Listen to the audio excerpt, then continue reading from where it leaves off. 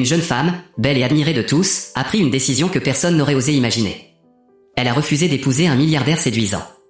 Oui, refusé, mais attends. La vraie question, c'est pourquoi? La réponse est tellement choquante qu'elle pourrait tout changer. Tu veux connaître toute la vérité, alors reste bien jusqu'à la fin. Et surtout, abonne-toi pour ne rien rater. Par un bel après-midi ensoleillé, une jeune femme nommée Yetunde revenait de voyage. Son petit ami, Malcolm Daniel, fils d'un riche milliardaire, s'est présenté pour l'accueillir avec un bouquet de fleurs, prêt à lui faire une surprise. Mais au lieu de sourire, elle l'a giflé. Oui, vous avez bien entendu. Elle l'a giflé et s'est mise à l'insulter publiquement, le traitant de violeur, de pédophile, l'accusant simplement parce qu'il venait d'une famille riche. Daniel est resté là, choqué et confus, pendant qu'elle s'éloignait en colère. Il pensait honnêtement que c'était une blague. Jusqu'à ce qu'il remarque des caméras autour de lui en train de tout filmer. Pouvez-vous imaginer être accusé publiquement de cette façon sans même comprendre pourquoi? Plus tard dans la journée, Daniel était assis seul dans sa chambre, repensant aux beaux moments qu'il avait partagés avec Yetunde quelques jours auparavant. Il se souvenait même lui avoir parlé de son ex-petit ami, qui avait menacé de détruire sa réputation s'il la quittait. À l'époque, Yetunde lui avait promis qu'elle ne lui ferait jamais chose pareille. Alors, qu'est-ce qui a changé? De retour à la réalité, Daniel était toujours confus et profondément inquiet de tout ce qui venait de se produire. Quelques heures plus tard, toujours seul dans sa chambre, il a essayé d'appeler Yetunde encore et encore. Les appels ne passaient pas. Il se sentait impuissant et frustré. Comment la femme qu'il aimait profondément avait pu lui faire ça? Comment? Puis, soudain, il a reçu une notification. Une vidéo de l'incident était devenue virale. Le titre disait « Le fils d'un milliardaire exposé comme violeur ». Les commentaires étaient violents, remplis d'accusations dures et blessantes. En quelques heures, son nom était devenu tendance. Pour les pires raisons. Son monde s'écroulait. À ce moment-là, son père est arrivé et l'a confronté avec colère. Il lui a révélé que 11 femmes avaient désormais porté plainte contre lui. Il lui a rappelé qu'il l'avait averti depuis longtemps de s'éloigner de Yetunde. Mais Daniel avait refusé, affirmant qu'il l'aimait. Maintenant, selon son père, elle avait complètement détruit son image. Incapable de supporter la pression, Daniel s'est éloigné de la conversation. Le lendemain, alors que Daniel était toujours le cœur brisé, son père est venu avec une nouvelle choquante. Il a affirmé que Yetunde avait été payée pour le trahir. Qu'elle avait tout fait pour de l'argent. De l'argent. Daniel est resté sans voix. Était-ce vraiment seulement une question d'argent? Son père lui a conseillé de tourner la page et de se concentrer sur les affaires. Mais Daniel était brisé intérieurement. 5 ans plus tard, nous retrouvons Yetunde. Mais cette fois, elle est avec un jeune homme séduisant nommé Dennis. Mais qui est exactement Dennis pour elle? Un ami? Un partenaire? Un simple soutien? Ne vous inquiétez pas, nous allons le découvrir. Yetunde se préparait pour un entretien d'embauche pendant que Dennis l'encourageait et lui souhaitait bonne chance avant son départ. À la réception de l'entreprise, elle a attendu patiemment. Il y avait beaucoup de candidats avant elle. Elle était épuisée quand ce fut enfin son tour, mais elle est entrée avec assurance pour l'entretien. Le lendemain, Yetunde était de retour chez elle, cherchant d'autres opportunités d'emploi en ligne. Elle n'était pas certaine d'obtenir le poste. Dennis, inquiet mais encourageant, lui a dit de rester positive. Il croyait qu'on la rappellerait. Son optimisme lui a redonné espoir, et ils ont partagé un moment rempli d'espoir et de bonheur. Quelques jours plus tard, Yetunde a reçu un appel. Elle avait été recrutée. Pas seulement recrutée. Elle était nommée responsable marketing avec un contrat de 3 ans et un salaire de 2 millions de Naira. Pouvez-vous imaginer une telle offre? Elle était submergée de joie. Sans trop réfléchir, elle a immédiatement signé le contrat, reconnaissante et heureuse. Plus tard dans la journée, elle est rentrée en courant pour annoncer la bonne nouvelle à Dennis. Il était surpris. L'offre semblait presque trop belle pour être vraie. Mais Yetunde a dit que c'était une bénédiction de Dieu. Dennis a fini par partager sa joie et célébrer avec elle. Le lendemain, Yetunde a repris le travail et est allé rencontrer le directeur général de l'entreprise. Et là, son monde s'est arrêté. Le PDG était Malcolm Daniel, le même homme dont elle avait détruit l'image 5 ans plus tôt. Elle était totalement bouleversée. Daniel, toujours rempli de douleur et de colère, lui a calmement expliqué qu'il lui avait donné ce poste exprès. Il voulait l'avoir près de lui. Il voulait régler ses comptes personnellement. Il voulait lui faire payer, petit à petit, tout ce qu'elle lui avait fait. Terrifiée, Yetunde a quitté son bureau lorsqu'il lui a ordonné d'aller travailler. À l'extérieur, elle est restée figée. Son cœur battait très vite.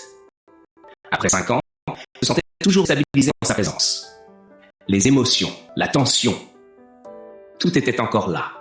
Alors dites-moi, va-t-elle résister à la tentation du passé ou les anciens sentiments vont-ils revenir encore plus forts? Pendant ce temps, Daniel regardait encore ses photos, nourrissant toujours son désir de vengeance. Il s'est promis qu'elle paierait pour tout ce qu'il croyait avoir perdu à cause d'elle. De retour à la maison, Dennis a été déçu en apprenant la vérité. Il a supplié Yetunde de ne pas continuer à travailler là-bas. Il l'a averti que cela pouvait être un piège, surtout après ce que la famille de Daniel lui avait fait dans le passé. Mais Yetunde était concentrée sur l'argent et l'opportunité. Elle a assuré Dennis qu'elle pouvait gérer tout ce que Daniel lui ferait subir. Elle insistait sur le fait qu'elle ne l'aimait plus. Dennis, bien qu'inquiet, n'avait pas d'autre choix que de respecter sa décision. Maintenant, la vraie question est, s'agit-il de vengeance, de rédemption ou d'un amour inachevé? Et si vous étiez à sa place, que feriez-vous? Lendemain au bureau, Yetunde a présenté sa proposition finale pour le prochain grand projet de l'entreprise. N'oubliez pas, elle est la responsable marketing. C'était sa responsabilité. Mais Daniel ne l'a même pas regardé. Sans lire une seule page, il a déclaré que c'était nul et lui a ordonné de tout recommencer. Puis il l'a raccompagné hors de son bureau. Yetunde est restée là, choquée et déçue. Imaginez mettre tout votre cœur dans un travail et que votre patron le rejette sans même le consulter. Comment vous sentiriez-vous? Dans le même bureau travaillait une autre employée nommée Mademoiselle Esther. Elle avait toujours rêvé d'être responsable marketing. Alors, quand elle a appris que Daniel avait rejeté la proposition de Yetunde, elle s'est sentie secrètement heureuse. Sa jalousie et son envie lui ont procuré une certaine satisfaction. Pendant ce temps, de retour dans son bureau, Daniel a finalement pris le temps de lire la proposition de Yetunde. Et devinez quoi? Il a été impressionné. Il s'est même avoué qu'elle était vraiment brillante. À ce moment-là, Yetunde est entrée de nouveau avec une autre proposition. La 5e d'ailleurs. Elle travaillait sans arrêt. Mais Daniel l'a encore jetée à la poubelle en disant que c'était toujours nul. Cette fois, elle était en colère et se sentait impuissante. Mais Daniel ne comptait pas s'arrêter là. Déterminé à la frustrer, il lui a ordonné de retourner travailler sur une nouvelle proposition. Et tant qu'elle ne l'aurait pas terminée, elle n'avait pas le droit de quitter le bureau. Honnêtement, cette vengeance commence à aller trop loin. Vous ne trouvez pas? Plus tard, Yetunde était dans son bureau en train de préparer une nouvelle proposition.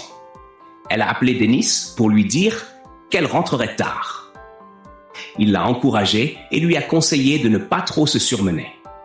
Quand il s'est fait très tard, Daniel a soudainement insisté pour qu'elle arrête de travailler et rentre chez elle. Il a même proposé de la déposer.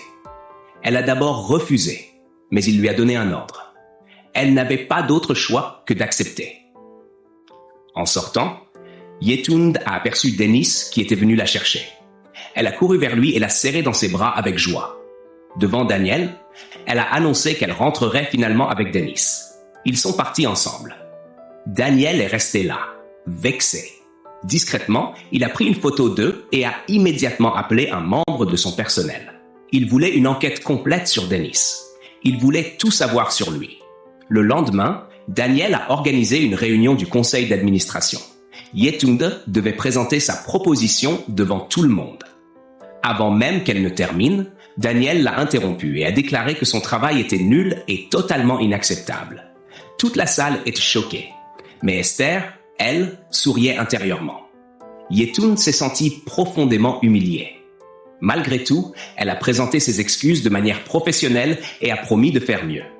Daniel est sorti et elle est partie peu après, embarrassée. Ensuite, Esther a commencé à répandre des rumeurs. Elle a insinué que Yetunde avait obtenu son poste en couchant avec le patron et que maintenant son incompétence était exposée. Les autres employés, déçus par ces commérages, ont préféré ne pas s'y mêler. Quelques heures plus tard, Yetunde s'est rendue calmement dans le bureau de Daniel. Elle l'a supplié. Elle lui a demandé de la corriger ou de la sanctionner en privé et non devant son équipe afin de ne pas perdre le respect de ses collaborateurs. Daniel lui a répondu que sans la personne qu'il avait fortement recommandée, elle n'aurait obtenu que le poste inférieur pour lequel elle avait initialement postulé. Il s'est souvenu de quelque chose. La première fois que Sun lui avait apporté les dossiers d'entretien et qu'il avait vu le nom de Yetunde, il avait vu une opportunité. Une occasion de la regarder à nouveau dans les yeux. Une occasion de lui faire payer la douleur qu'elle lui avait causée. C'est pour cela qu'il lui avait proposé une offre impossible à refuser. De retour au présent, Yetunde était bouleversée. Elle s'est lentement rapprochée de lui, les émotions devenant évidentes. Soudain, une jeune femme est entrée. Elle s'appelait Jackie. Elle s'est dirigée droit vers Daniel et l'a appelé « bébé ». Daniel a alors présenté Jackie à Yetunde comme sa fiancée. Yetunde est restée figée. Elle les a félicités poliment et s'est excusée pour partir. Mais la déception sur son visage était évidente. À l'extérieur du bureau, elle luttait contre ses émotions. Pendant des années, elle n'avait été avec aucun autre homme. Au fond d'elle, elle croyait que le destin l'avait ramenée vers Daniel. Et maintenant, il était fiancé? Elle se sentait brisée. Mais elle s'est dit de rester concentrée sur son travail et son avenir. Le lendemain, Sun a remis à Daniel des informations sur Dennis. Il a découvert que Dennis et Yetunde n'étaient pas mariés, mais qu'ils vivaient dans le même appartement depuis 2 ans. Après le départ de Sun, Daniel est resté pensif. Il se souvenait des beaux moments passés avec Yetunde. Il se rappelait lui avoir demandé de venir vivre avec lui et comment elle avait refusé en disant qu'elle ne pouvait pas vivre avec un homme sans être mariée. Il avait même proposé de lui louer un appartement près du sien pour elle et sa mère, mais elle avait encore refusé.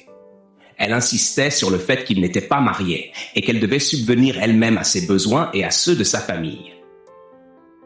Mais maintenant, elle vivait avec un autre homme sans être mariée. Daniel était confus, curieux, peut-être même blessé. Un jour, alors que Yetunde quittait le bureau, Daniel l'a arrêtée. Il lui a demandé pourquoi elle partait chaque jour avec un homme qui n'était pas son mari. Elle lui a calmement répondu que cela ne le regardait pas et a tenté de s'éloigner. Mais il l'a retenue et l'a embrassée de force. Immédiatement, elle lui a donné une gifle violente et est partie. Daniel est resté là, furieux.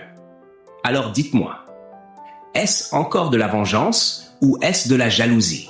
Et après cette gifle, que pensez-vous qu'il va se passer? Cette nuit-là, Yetunde était chez elle, en train de regarder un film pour essayer de se distraire. Lorsque son téléphone sonna, c'était le numéro de Daniel. Elle hésita. Mais lorsqu'elle décrocha, ce n'était pas lui. C'était le gérant d'un bar. Il lui expliqua que Daniel était complètement ivre, à peine capable de bouger et qu'il s'apprêtait à fermer l'établissement.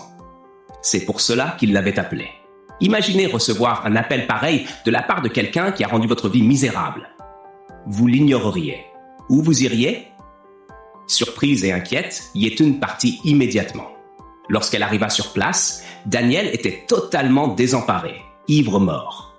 Elle essaya de le relever et de l'aider à tenir debout.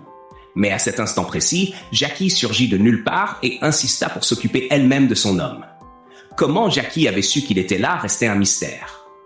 Yetunde recula discrètement et s'en alla sans dire un mot. Cette nuit-là, elle rentra chez elle plongée dans ses pensées. Qu'est-ce qui traversait son esprit? De la colère? Des regrets? Ou de vieux sentiments qu'elle essayait d'enterrer? Le lendemain, Daniel était assis seul, tenant la bague qu'il avait prévu d'utiliser pour demander Yetunde en mariage 5 ans plus tôt. Il la fixa longtemps, puis se dit qu'il était temps de tourner la page. Mais le pensait-il vraiment? Pendant ce temps, Yetunde se préparait pour le travail lorsque Dennis rentra à la maison. À sa grande surprise, il lui annonça que Daniel avait racheté l'hôtel où il travaillait et l'avait licencié. Oui, licencié. Yetunde entra dans une colère noire. Ce n'était plus seulement une affaire entre elle et Daniel. Elle sortit immédiatement, déterminée à l'affronter une bonne fois pour toutes. Au bureau, elle exigea furieusement de savoir pourquoi il s'en prenait à un homme innocent à cause d'elle. Qu'est-ce qu'il voulait exactement? Daniel ne montra aucun remords. Au contraire, il lui ordonna de rompre avec Dennis et d'emménager dans un nouvel appartement qu'il mettrait à sa disposition. Elle en resta stupéfaite.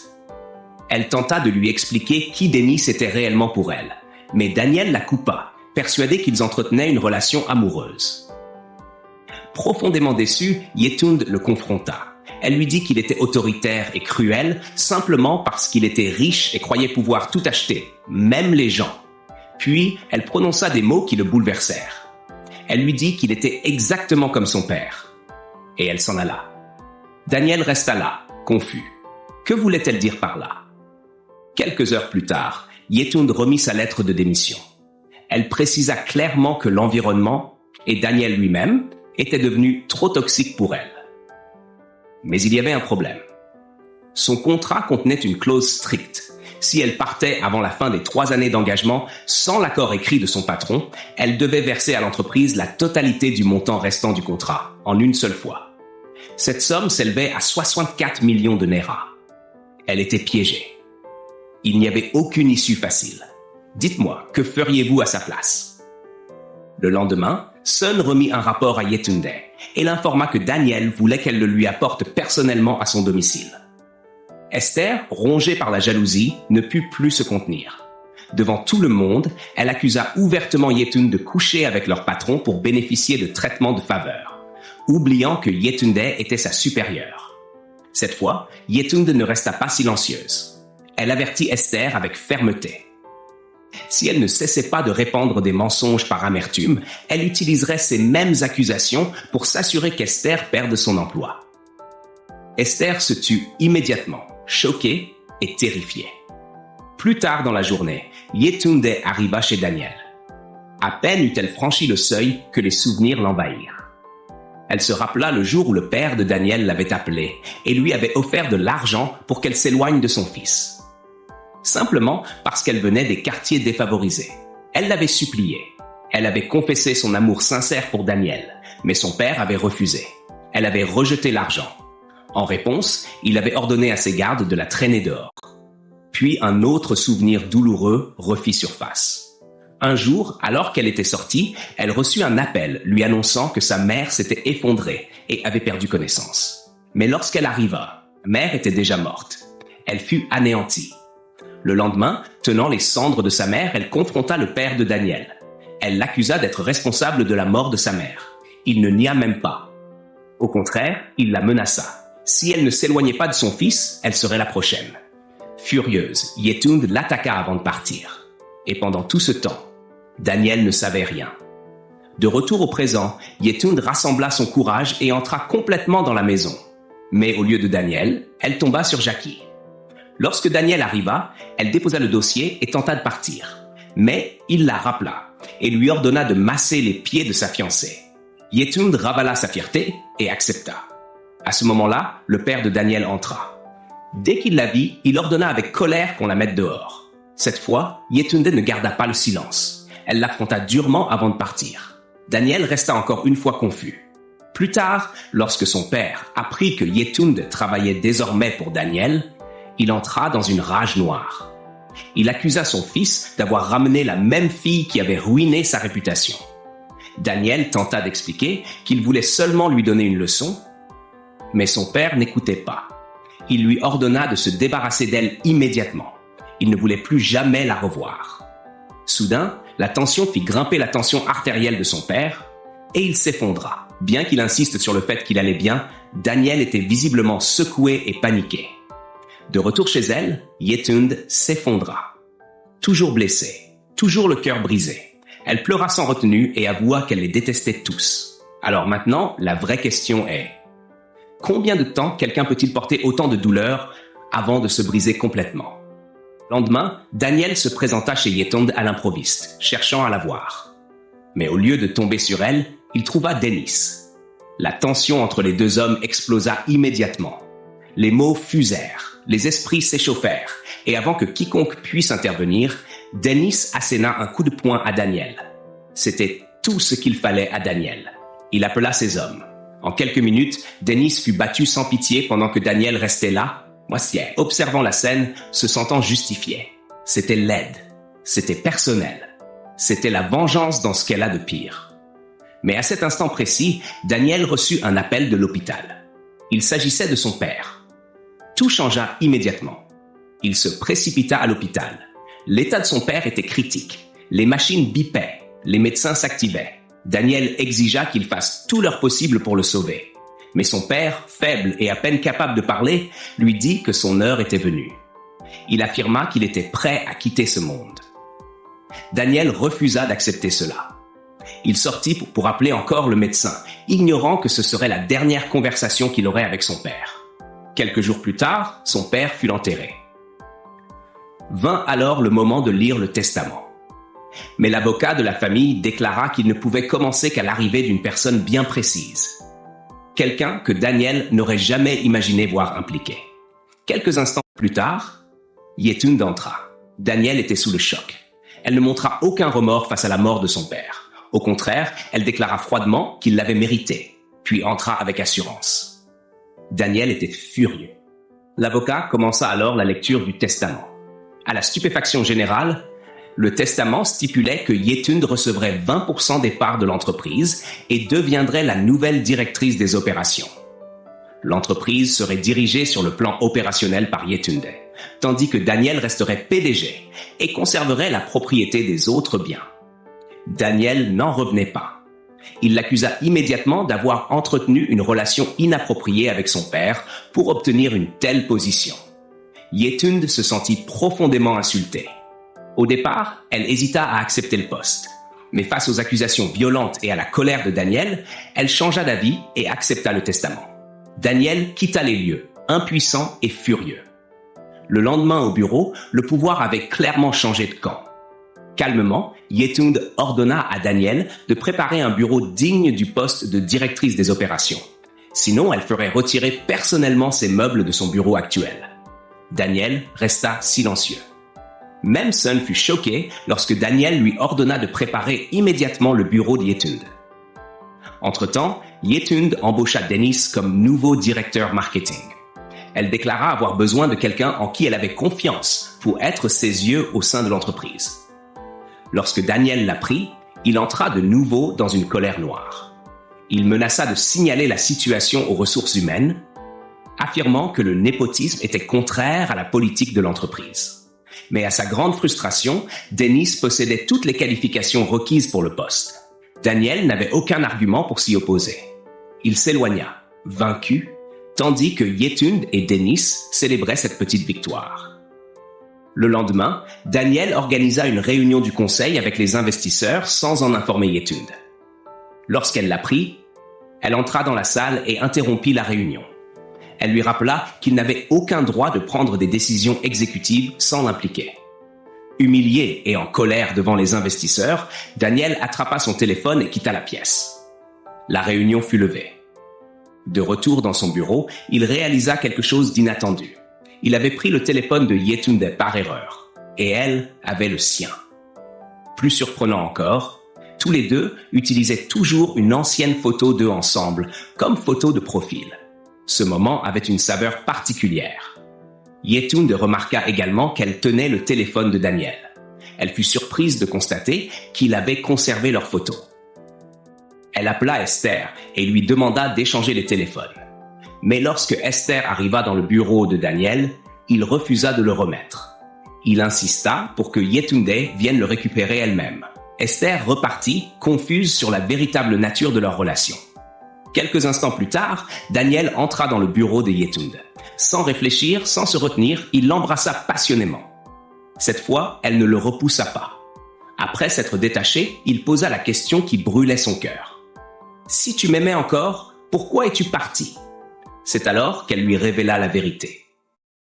Son père était responsable de la mort de sa mère. C'était une affaire de pouvoir, de business, de cruauté. Daniel fut profondément choqué. Ils n'avaient jamais rien su. Ils restèrent tous les deux assis en silence pendant un moment. Daniel s'excusa sincèrement. Il affirma qu'il ignorait totalement tout cela. Yetunde s'excusa également. Elle admit que, dans sa colère et sa douleur, elle avait agi de manière destructrice. Elle avait quitté la ville, supprimé tous ses comptes sur les réseaux sociaux, détruit son téléphone. Elle n'avait nulle part où aller. Sa famille l'avait abandonnée. La seule personne qui était restée à ses côtés était son cousin, Dennis. Daniel fut stupéfait. Pendant tout ce temps, il avait cru que Dennis était son petit ami. En apprenant la vérité, il se sentit soulagé. Il admit qu'il avait été jaloux. Sur le champ, ils s'excusèrent pleinement et se réconcilièrent. Ils avouèrent qu'ils s'aimaient toujours et promirent de ne plus jamais se quitter sans chercher à comprendre la vérité. Quelques jours plus tard, Daniel et Yetun étaient officiellement de nouveau ensemble. On les vit partager un moment paisible lorsque Dennis les rejoignit. Daniel présenta des excuses sincères à Dennis pour tout ce qu'il lui avait fait. Dennis lui pardonna. La tension avait enfin disparu. Peu de temps après, Daniel s'agenouilla. Il sortit la même bague qu'il gardait depuis plus de 5 ans. La même bague qu'il pensait ne jamais utiliser. Il dit à Yetund qu'elle en était la véritable propriétaire. Il déclara vouloir passer le reste de sa vie avec elle. Il précisa également que Jackie ne faisait plus partie de sa vie. Ils avaient pris des chemins séparés. Yetund fut submergée de joie. Elle dit oui. Dennis se tenait là, souriant, les félicitant alors qu'ils célébraient ensemble. Quelques mois plus tard, Daniel et Yetund se marièrent et leur bonheur fut sans limite. Voici maintenant la morale de l'histoire. Lorsque l'orgueil, la colère et la vengeance prennent le contrôle, ils détruisent tout. L'amour, la famille, la paix et même des vies. Mais lorsque la vérité éclate et que le pardon est choisi, la guérison devient possible. La communication est essentielle. Les suppositions peuvent ruiner des relations. Et parfois, le véritable ennemi n'est pas l'autre, mais les secrets cachés dans l'ombre. Alors la question est, s'ils avaient simplement parlé il y a 5 ans, combien de souffrances auraient-ils pu éviter? Merci d'avoir regardé. N'oubliez pas de vous abonner à cette chaîne pour découvrir davantage de films nigérians récents et intéressants de notre part. À très bientôt.